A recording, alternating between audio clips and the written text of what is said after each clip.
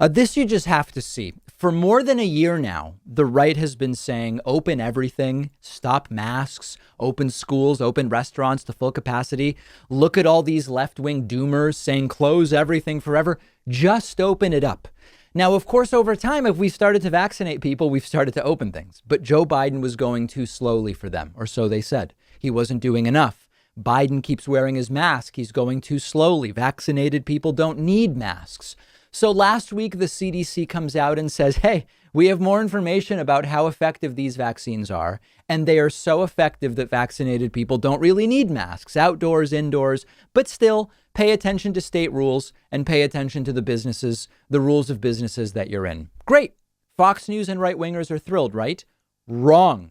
Check out all the new complaints that these bad faith actors came up with. First, Fox News runs a very suspicious story, pointing out that CDC chief moves from impending doom to no masks for the vaccinated in 45 days. On March 29th, Dr. Rochelle Walensky warned the nation of dire days ahead. And yet, suddenly, no more masks for vaccinated people in many situations, pending state guidelines. That's suspicious, even though she did what the Trumpists have been asking for a year, even before it was safe to do it.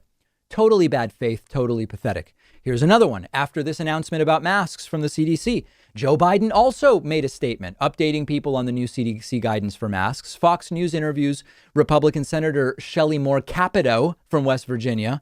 And the story is, well, why didn't Joe Biden thank Donald Trump? Why didn't Joe Biden thank Operation Warp Speed? Why didn't Joe Biden thank Alex Azar? Can you imagine? I know it's laughable, but check this out.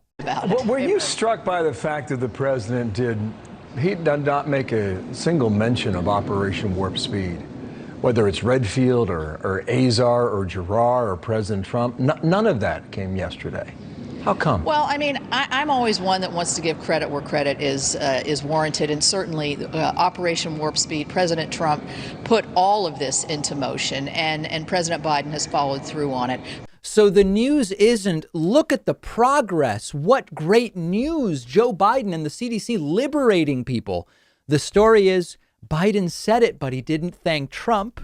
And he didn't thank Robert Redfield or Alex Azar or Operation Warp Speed. And yet, if we're giving credit for putting things in motion, where are these very people about the January 6th riots that Donald Trump put in motion? They're very quiet there. It really takes gumption to find something bad about an announcement that they wanted all along, that for the first time in over a year, if you're vaccinated, if you followed the CDC guidelines, you don't have to wear masks. If Joe Biden built 1,000 miles of wall on the southern border, Fox News would be saying, can we afford this? These immigrants are escaping drug cartels after all. This is too expensive. If Joe Biden said, guns for everyone, no background checks, you got it, Republicans, just have at it, Newsmax would say, what if a kid hurt themselves? Why doesn't Joe Biden care about kids? They deserve none of our consideration as serious participants in any discussion because they aren't serious participants in any discussion. One of our sponsors is privacy.com. They're giving you $5 when you sign up for their completely free service at privacy.com/Pakman. I've been using Privacy for a little over a year now. You've heard me talk about it before.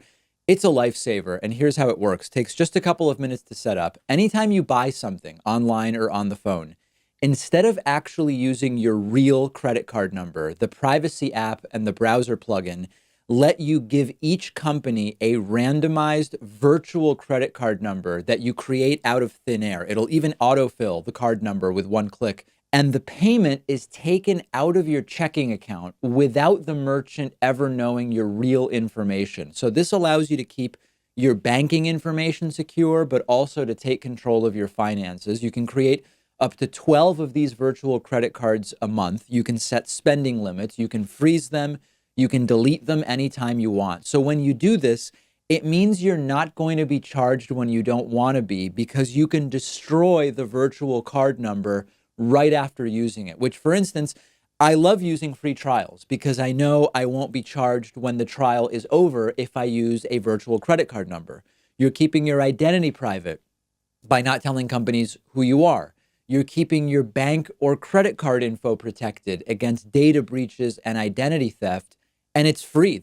And like I said, you'll get $5 to spend when you sign up at privacy.com/Pakman.